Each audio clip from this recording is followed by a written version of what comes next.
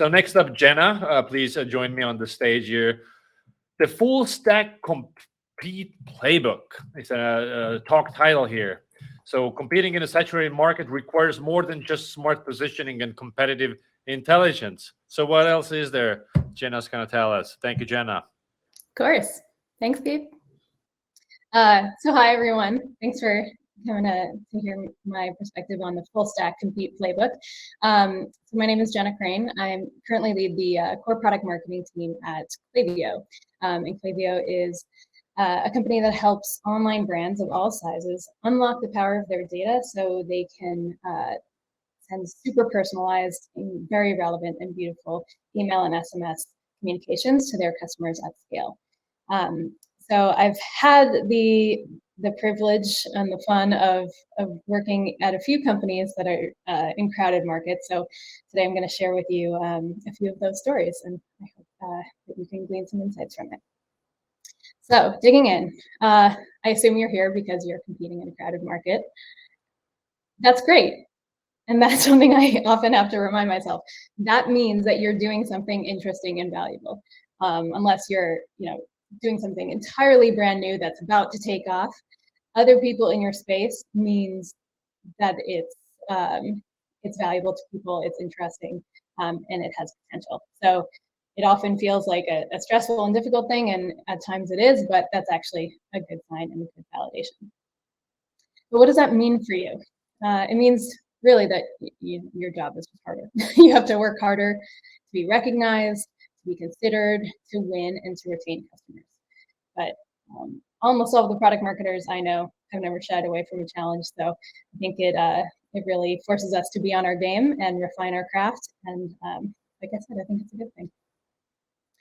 So I want to talk about today, it's easy to think that there's some silver bullet for competing in a crowded market, and there are certainly things that are important to do, but I really think there are opportunities at every stage of the funnel. And I'm not going to get into here the whole funnel debate over, I know it's more likely a circle than a linear funnel. I know everyone has different names they like to call these. I do too. So forgive my generic funnel image, but the point being, when you're thinking about competing in a crowded market, you really need to be thinking about each of these stages, how to stand out and how to deliver value to customers. So the first stage for awareness, it's really about what problem are you uniquely solving? Classic positioning. Consideration. So now there's going to be probably a large consideration set. How do you make sure that you are in that consideration set, but also that you're ideally at the top of that list? So I'll talk about some ideas for that. Also, how do you make the decision a no-brainer? So you've gotten people interested, gotten them to pick up their heads. Now they're going through the evaluation process. So whether you call this, commitment, purchase, conversion, whatever, how do you make that decision a no-brainer? And then when it comes to loyalty, adoption, whatever you want to call that, it really is about how quickly can you help customers realize value. This is absolutely the case if you're looking at a freemium model or free trial, self-serve. A little bit less so in terms of a contract model, but still the first days, weeks, months of using a product are critical for setting the stage for lifetime value and the rest of a company's success with your product. So you really need to make sure you impress them as quickly as you can. And then lastly, when it comes to advocacy, retention, expansion, etc., how can you keep delivering 10x more value than other alternatives and make switching costs prohibitively high? That's really the question I like to ask at that phase of the funnel. All right, so step one actually comes before all of these stages of the funnel, so cheating a little bit. But step one is defining your winning position. So for that, I'm going to pull up this graphic. Anybody know where this came from? And I can't see the chat, so I don't know if anyone's going to get it right. Pete, maybe you can join in and tell me if anyone got it. I'll give everyone a second. All right, so this is from Playing to Win, one of my favorite books. Highly recommend. Jenna, you can flip between the two tabs and see the chat. The chat is there's no activity in the chat, so either they got it all or nothing. Come on, guys. Okay, that's all of your homework assignment is to go read Playing to Win by A.G. Lafley and Roger Martin. It's not positioned as positioning, but really what they're talking about is positioning. And in particular, I want you to focus on the where will we play and how will we win phases of that, because it really is about defining what specific area of the market you think you can play in and ideally own, and then how do you win in that space? How do you own it? So that's where your positioning strategy should start, and before you even think about the different tactics. So I have a quick story to share on that, how I got introduced to this framework, which was at Dropbox, where we had we were about to launch our second product line, Dropbox Paper. And that was a real-time collaborative editor workspace. And basically what it was, this was around 2016. So Dropbox was in the process of moving or trying to reposition and change public perception from, oh yeah, they're just a single player, productivity tool to multiplayer workplace collaboration software. And so they saw this small startup doing these amazing things with real-time collaborative editing. It was super fast. They had really interesting technology for being able to embed just with drag and drop all kinds of media. And so Dropbox acquired them. It was super exciting, but then the question was, who is this for and who would want it? So, in 2016, there was ample competitors in this space. I mean, pretty much every tech company was already entrenched in Google Docs. Those who weren't using Google Docs were using Office 365, which had an online component. And then there are plenty of other, emerging startups that were kind of playing on the same idea. And then if you consider that there was a task management component to it, you could, add checkboxes and assign people tasks, and they could manage their tasks right there next to the content. We were also, playing against project management software like, Asana or Monday. So, all of these, there were so many different options. Why would you, take the time to adopt something new, try and get your whole team to use it? We really had to ask ourselves, where was the biggest opportunity here? What was the strategy going to be for this second product line? And the question ultimately became, which types of people and for which use cases was there really no other good alternative? And not just like, oh yeah, this is not great, but it's fine. Like, I hate it when Google Docs, like you move one image and then everything else changes. Yeah, that's a little bit annoying, but I'm talking like people that are really having a hard time, like this is painful, that there are no good alternatives. So to do that, we talked to a ton of customers and really power users. So people who had plenty of other options, but they kind of chose to take on this uphill battle of convincing the rest of their team to use it, or in some cases it was just natural because everyone loved it. And we really wanted to pinpoint from them, why is this so powerful for you? Why do you prefer to use this? And we came up with these 4 things, which were seamless native multimedia. So that thing I talked about before, you could drag in, images and it would automatically create a gallery or size them accordingly. You could pull in videos and it would play in line, sound and it would play in line, like pretty much anything. It was automatically, beautiful and polished just by default. There was that task management that I talked about. And then this was kind of an interesting one. The comments were very fun and intuitive. You could add stickers that would animate, and you could even comment on specific areas of the image. And this was really important for teams that were working remotely, because if you're giving a lot of feedback, you want to, this was before everyone was working remotely, but now we all know the ability to accurately convey your point when commenting on docs is not trivial. So we identified these differentiators, and we thought, okay, who really cares about these? And we came up with design teams. especially design teams that had people in different offices, so they were working remotely. But the task management, the fact that it looked super polished and they could just send it to a client or to a collaborator, that they could have all kinds of media in there for like vision boards, it was really a game changer for them. So once we determined that, everything was 10 times easier because we could make decisions so much easier knowing exactly who we were targeting. So the next step here is nailing the problem for the awareness and consideration phases. So with ample opportunities, options out there, you really have to make sure you're being super smart about what problem you want to kind of hang your hat on. So the example I'll use for this is from my current company, Klaviyo.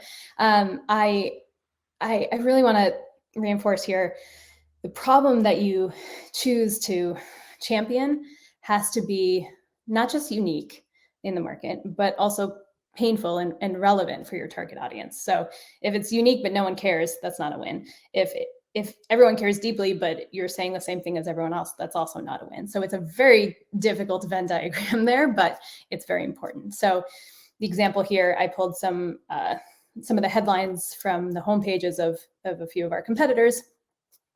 Things you'll notice here are growth in top left, connection, growth. Connection, definitely important. Do businesses wake up every day and think about how can I better connect with my customers? Maybe. Growth, obviously important and deeply relevant to entrepreneurs, business owners, creators, but is it unique? Can you uniquely say that you are powering growth? Probably not. So what we did, because we just went through a whole positioning exercise, is we talked to a ton of customers, a ton of prospects, really as many people as we could, and tried to identify like what are your unique, or like what is most painful for you, what keeps you awake at night, what is really challenging. And what we heard often come through really passionately, that we weren't really seeing elsewhere in the market, was the idea of control and ownership.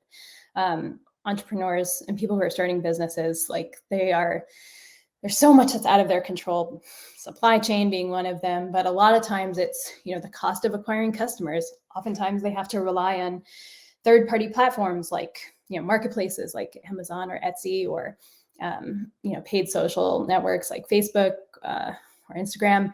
And they can't control those algorithms. They can't control the prices of it. They feel like the growth of their company a lot of times is out of their control.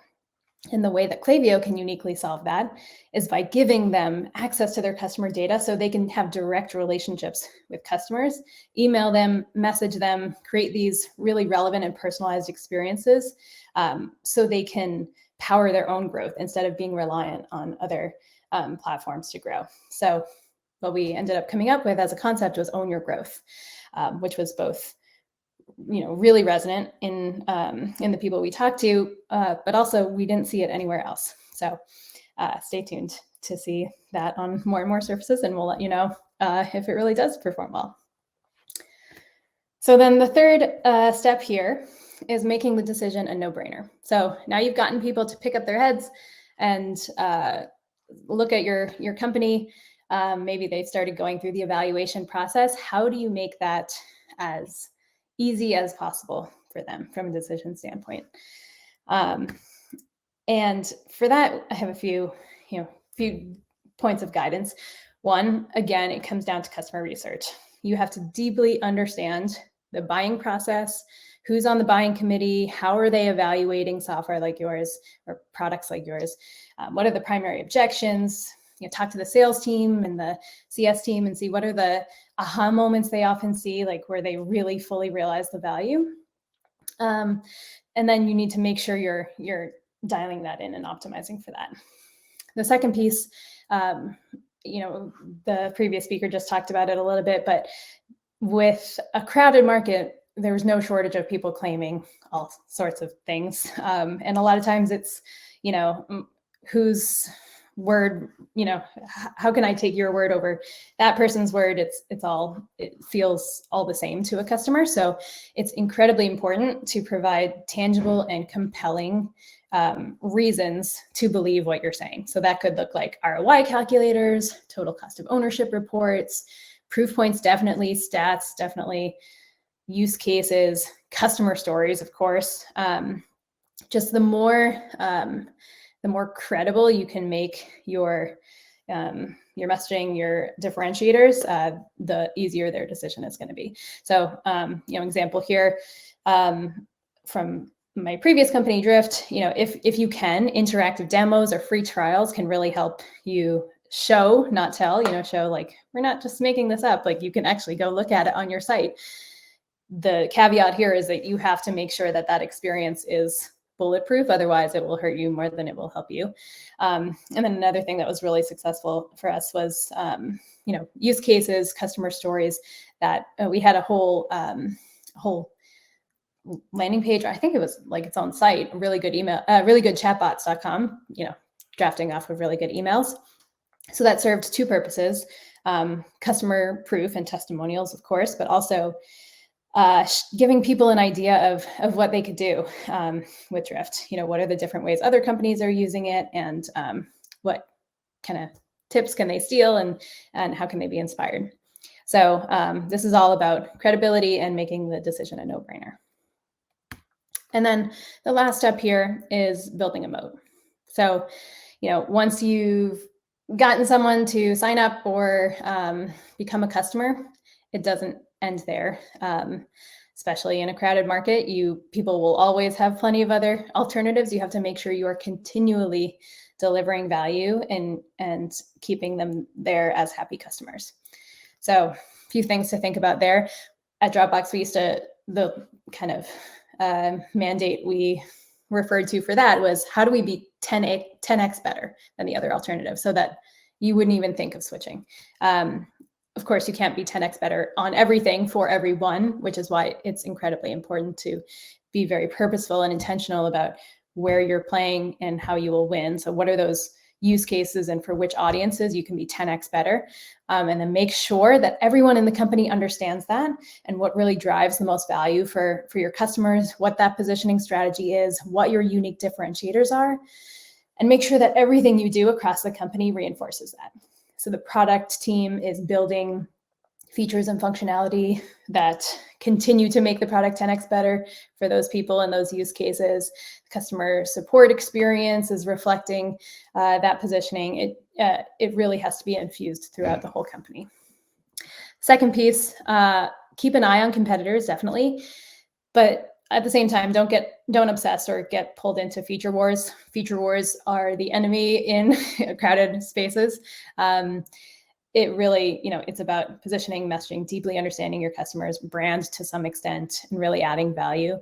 But on this note, make time for regular white space valuations. The market changes really quickly. Make sure you always have an understanding of like, okay, this was a white space before, but now this new company is kind of encroaching on that. How are we going to react to it? Or, we're seeing customers now demanding this. There's no one really filling that space. Maybe we should start moving into that space. So it is something to keep an eye on, absolutely. But just as important, if not more important, is to make sure you're keeping a strong pulse on your customers. So what's valuable to them? What do their needs look like? And how are they changing? How are they evaluating all the new entrants in the market? Or are they not paying attention to that? I mean, generally, the fastest path to irrelevance is losing touch with customer needs, which are constantly evolving. So definitely don't neglect this piece of it. And that's all I got for you.